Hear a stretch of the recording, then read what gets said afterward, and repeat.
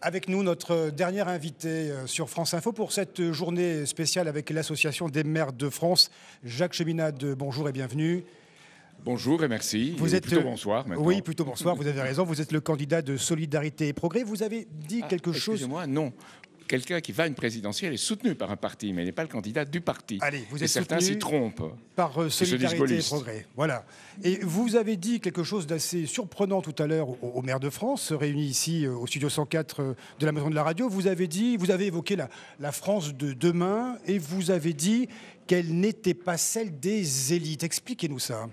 Des fausses élites, c'est-à-dire ce monde parisien où il y a une dizaine de journalistes, les vedettes du showbiz, du sport, les mannequins et tout ce monde-là, et en retrait, mais exerçant le pouvoir comme courroie de transmission d'un ordre mondialisé, les banquiers, les traders. Et tout ce monde-là, c'est un monde, excusez-moi de le dire, de domestiques, de haut calibre, parfois cultivés, mais ce sont des domestiques. Parce que les Français aiment leurs footballeurs ou leurs chanteurs à succès quand même, non ? Oui, ils les aiment parce qu'ils sont attirés, ils ne voient qu'eux. Mais je pense que le sport amateur, c'est-à-dire le foot sur le terrain, c'est formidable. Moi, je viens d'Amérique du Sud, le foot sur le terrain, c'est formidable. J'ai vu en France aussi, c'est formidable. Français et argentin. Je suis né en Argentine. Oui. Donc le foot à Bondy, le foot en banlieue, c'est formidable.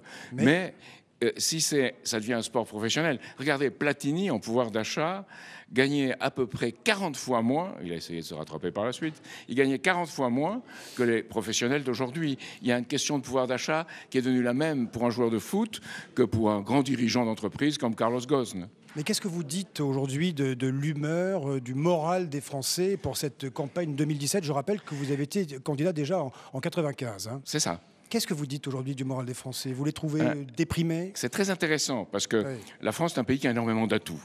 Et en plus, on est, je crois, avant-dernier, ou entre la Thaïlande et je ne me rappelle plus quel autre pays, pour les gens qui ne se sentent pas bien, malheureux. Alors qu'est-ce qui se passe ? Alors qu'on est heureux, on vit de famille.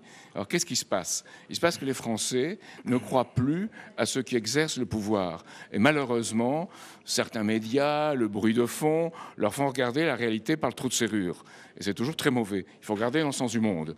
Et moi, pour les jeunes, je suis partisan qu'on ouvre des planétariums, qu'on ouvre des centres de musique, qu'il y ait des chorales, qu'il y ait en même temps des musées de l'imaginaire avec la reproduction de peinture. Bref, qu'on donne un sens plus élevé qui permette de sortir de cette espèce de déprime interne.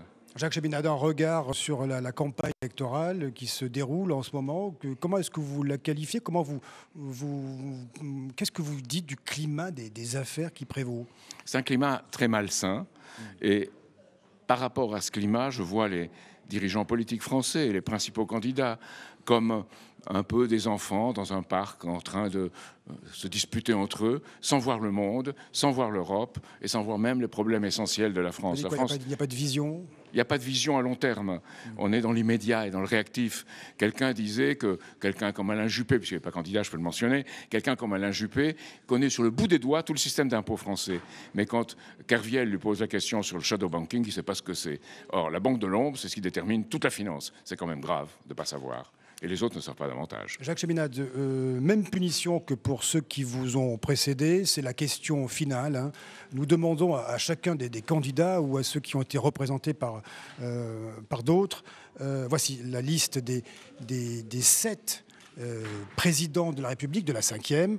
Allez, Jacques Cheminade, donnez-moi votre tiercé gagnant dans l'ordre, hein, vos 3 présidents préférés. Je ne sais pas si je le ferai. Je dirais Charles de Gaulle 3 fois. Ce serait ma tendance. C'est un peu facile parce que tout le monde cite Charles de Gaulle. Non, Georges Pompidou, on m'a offert de travailler avec lui. J'ai dit non, absolument non. Ce n'est pas de mes opinions politiques, d'une part. Et d'autre part, je pensais qu'il avait commencé cette série de trahisons sur laquelle les autres se sont fondés.